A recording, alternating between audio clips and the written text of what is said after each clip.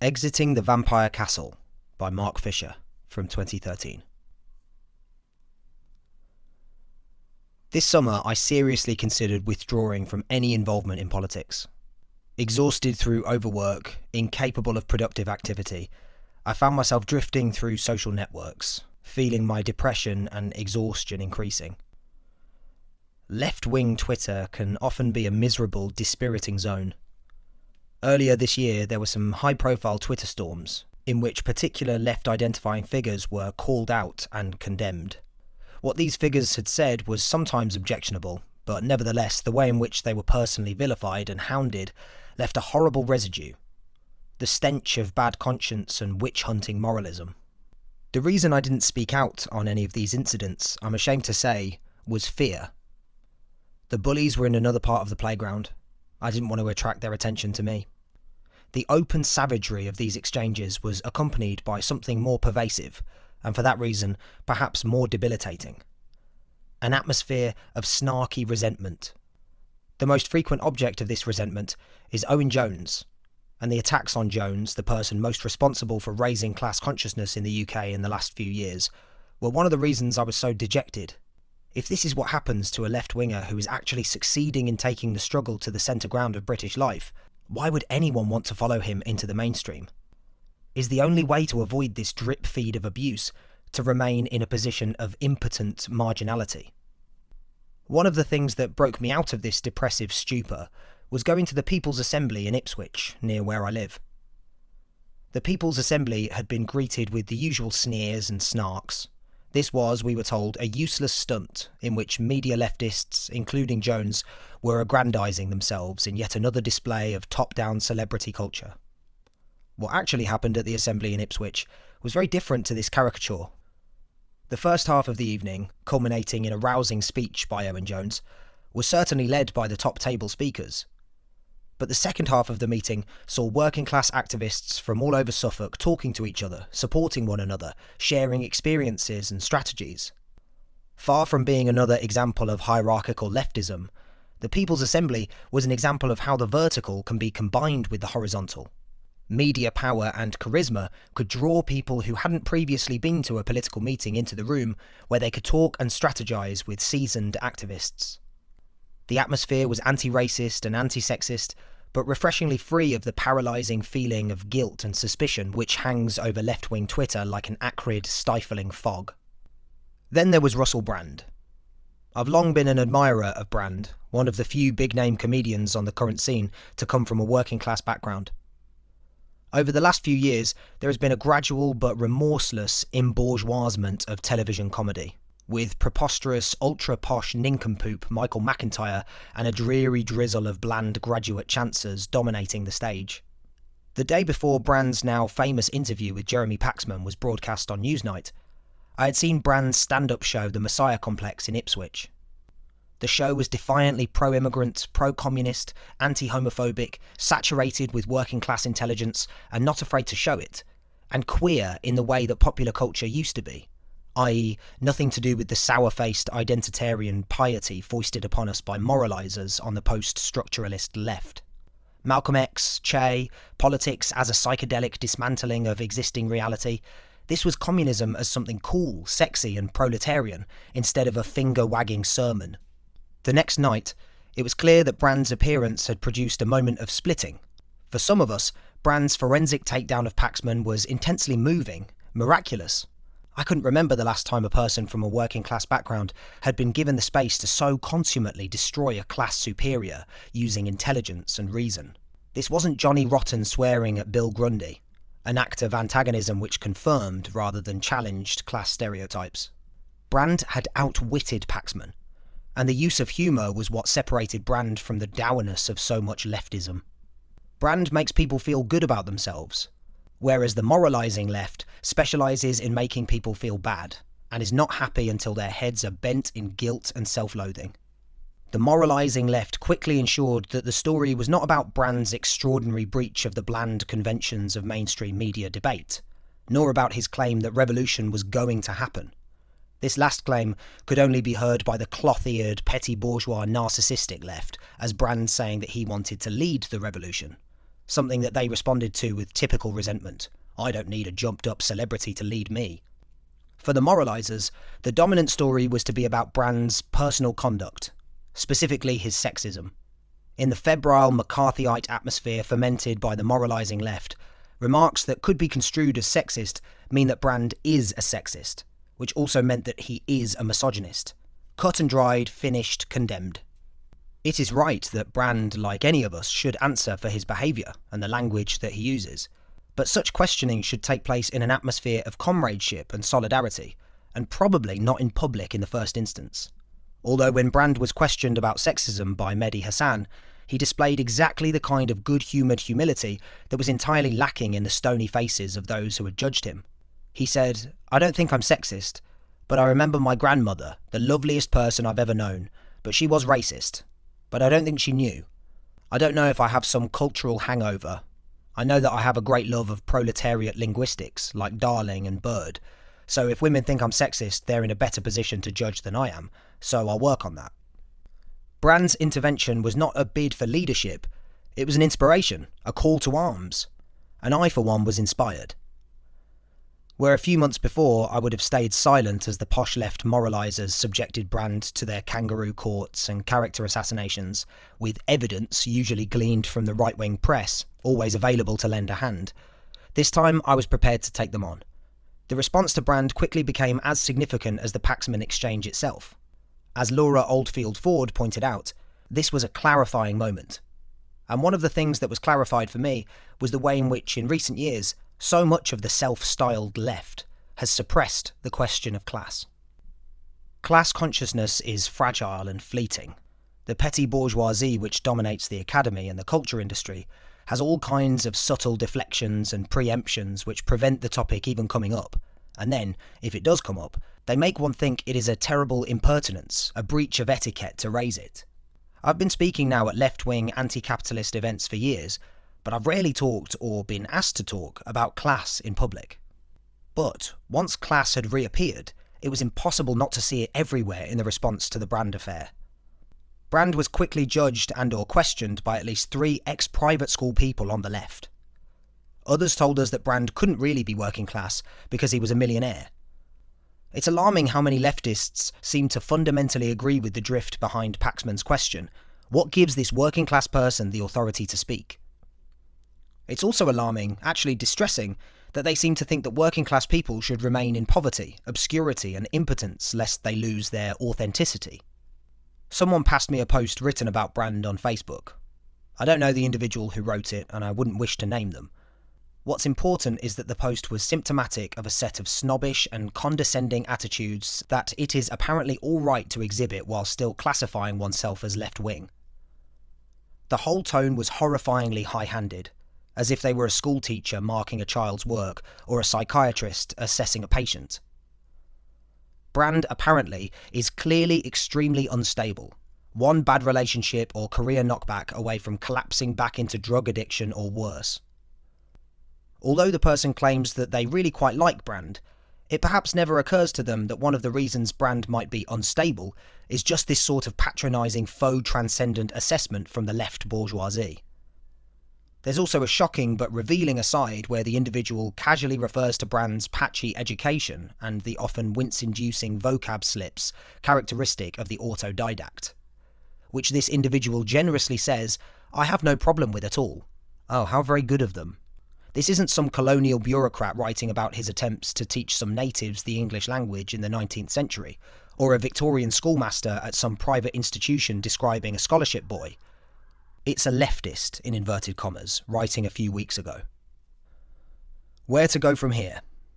It is first of all necessary to identify the features of the discourses and the desires which have led to this grim and demoralising pass, where class has disappeared, but moralism is everywhere, where solidarity is impossible, but guilt and fear are omnipresent, and not because we are terrorised by the right, but because we have allowed bourgeois modes of subjectivity to contaminate our movement. I think there are 2 libidinal discursive configurations which have brought this situation about. They call themselves left-wing, but, as the Brand episode has made clear, they are in many ways a sign that the left, defined as an agent in class struggle, has all but disappeared. Inside the vampire's castle. The first configuration is what I came to call the vampire's castle. The vampire's castle specialises in propagating guilt.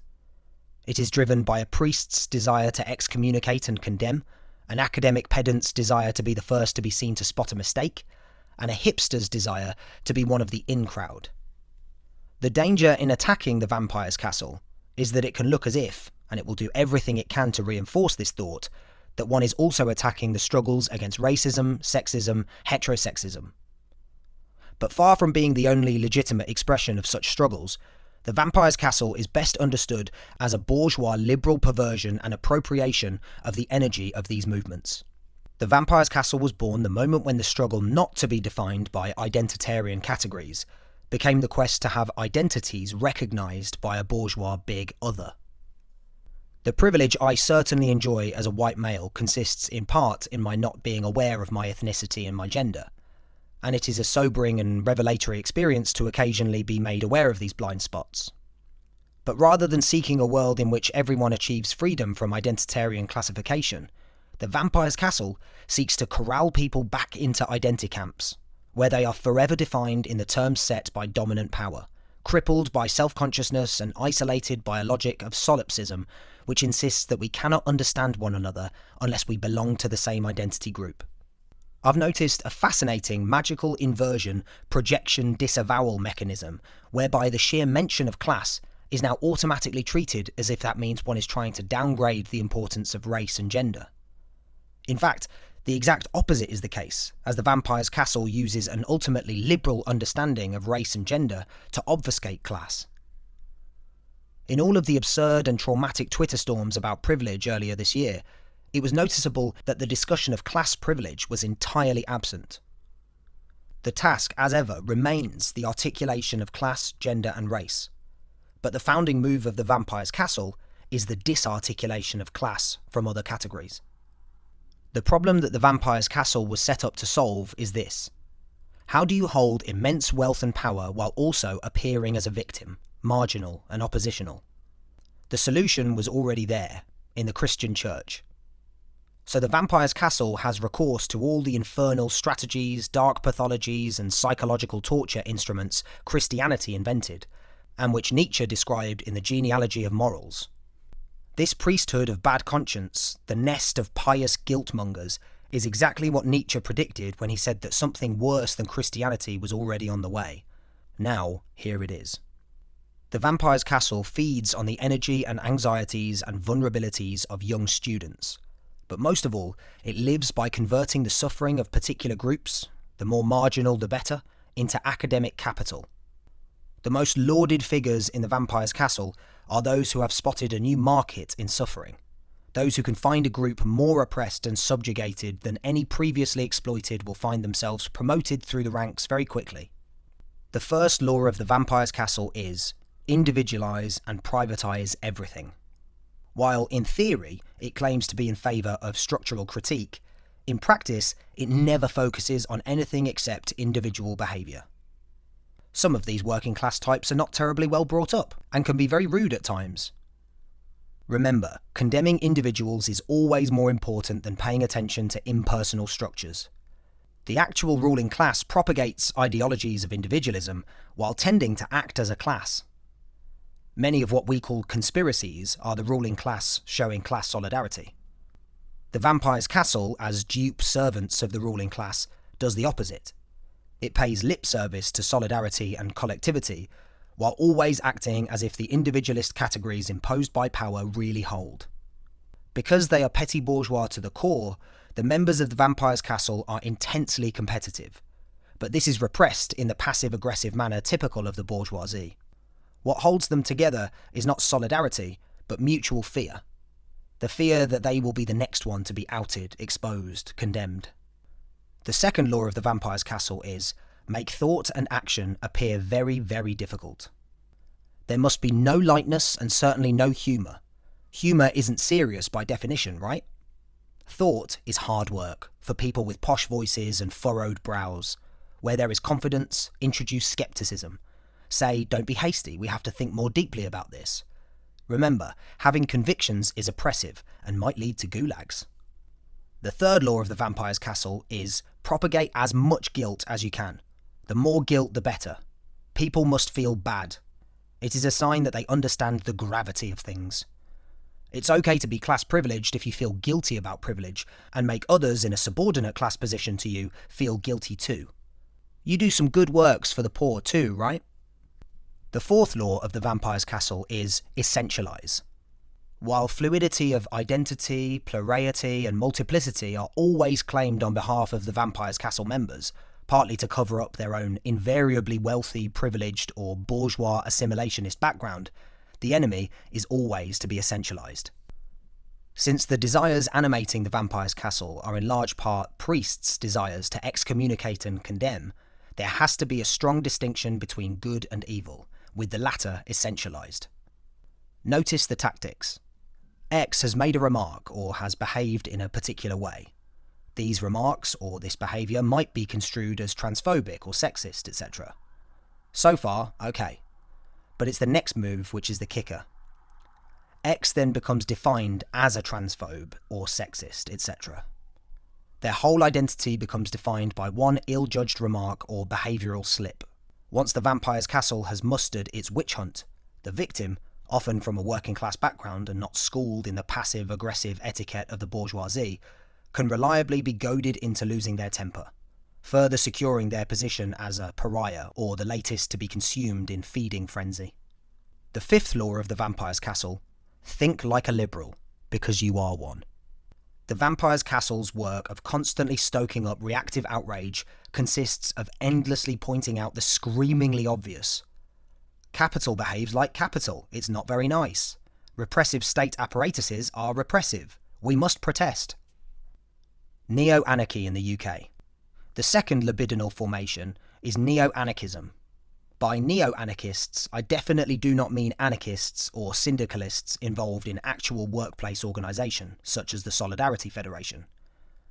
I mean rather those who identify as anarchists, but whose involvement in politics extends little beyond student protests and occupations and commenting on Twitter.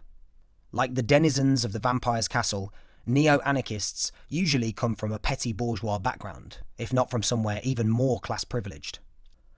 They are also overwhelmingly young, in their 20s or at most their early 30s.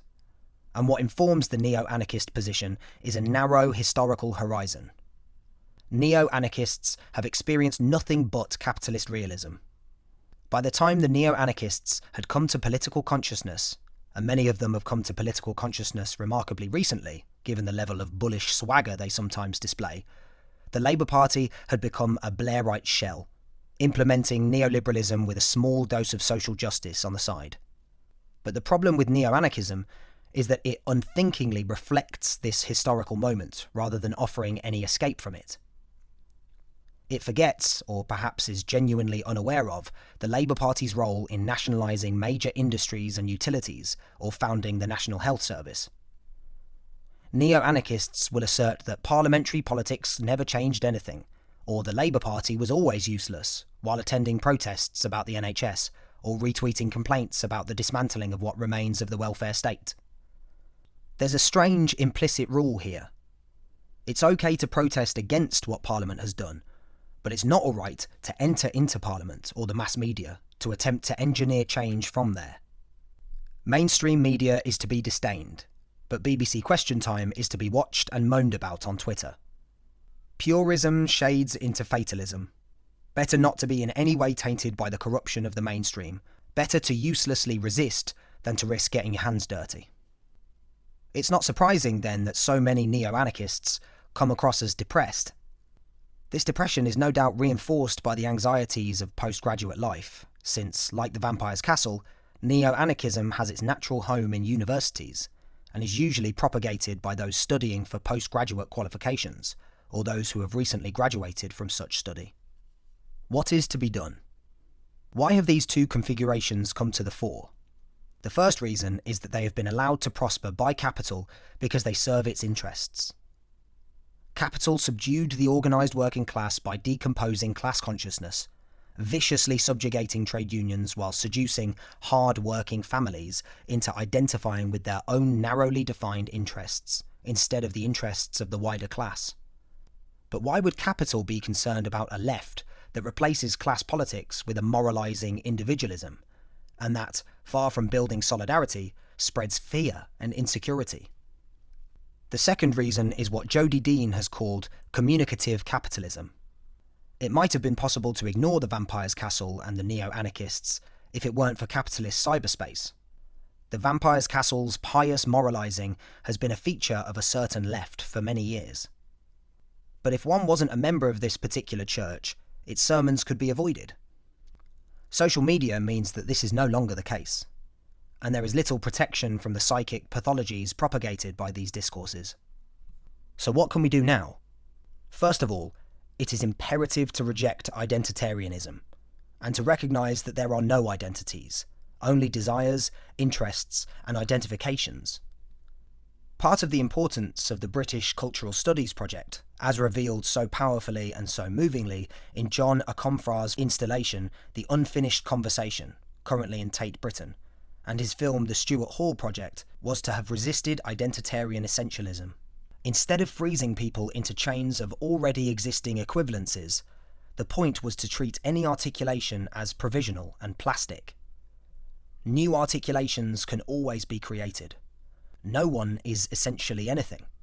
Sadly, the right act on this insight more effectively than the left does. The bourgeois identitarian left knows how to propagate guilt and conduct a witch hunt, but it doesn't know how to make converts. But that, after all, is not the point. The aim is not to popularise a leftist position or to win people over to it, but to remain in a position of elite superiority, but now with class superiority redoubled by moral superiority too. How dare you talk? It's we who speak for those who suffer.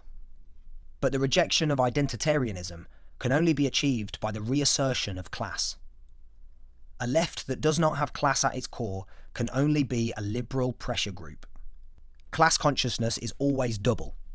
It involves a simultaneous knowledge of the way in which class frames and shapes all experience, and a knowledge of the particular position that we occupy in the class structure. It must be remembered that the aim of our struggle is not recognition by the bourgeoisie, nor even the destruction of the bourgeoisie itself. It is the class structure, a structure that wounds everyone, even those who materially profit from it, that must be destroyed.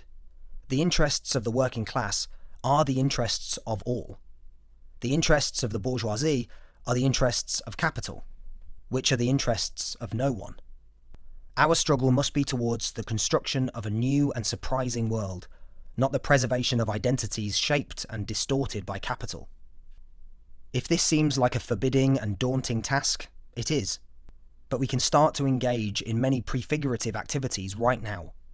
Actually, such activities would go beyond prefiguration. They could start a virtuous circle, a self-fulfilling prophecy in which bourgeois modes of subjectivity are dismantled, and a new universality starts to build itself. We need to learn or relearn how to build comradeship and solidarity, instead of doing capital's work for it by condemning and abusing each other. This doesn't mean, of course, that we must always agree. On the contrary, we must create conditions where disagreement can take place without fear of exclusion and excommunication. We need to think very strategically about how to use social media, always remembering that, despite the egalitarianism claimed for social media by capital's libidinal engineers, that this is currently an enemy territory, dedicated to the reproduction of capital. But this doesn't mean that we can't occupy the terrain and start to use it for the purposes of producing class consciousness. We must break out of the debate set up by communicative capitalism, in which capital is endlessly cajoling us to participate, and remember that we are involved in a class struggle. The goal is not to be an activist, but to aid the working class to activate and transform itself. Outside the Vampire's Castle, anything is possible. This article was originally published in the North Star on November the 22nd, 2013, and is reposted on Open Democracy, with thanks to the author. May he rest in peace.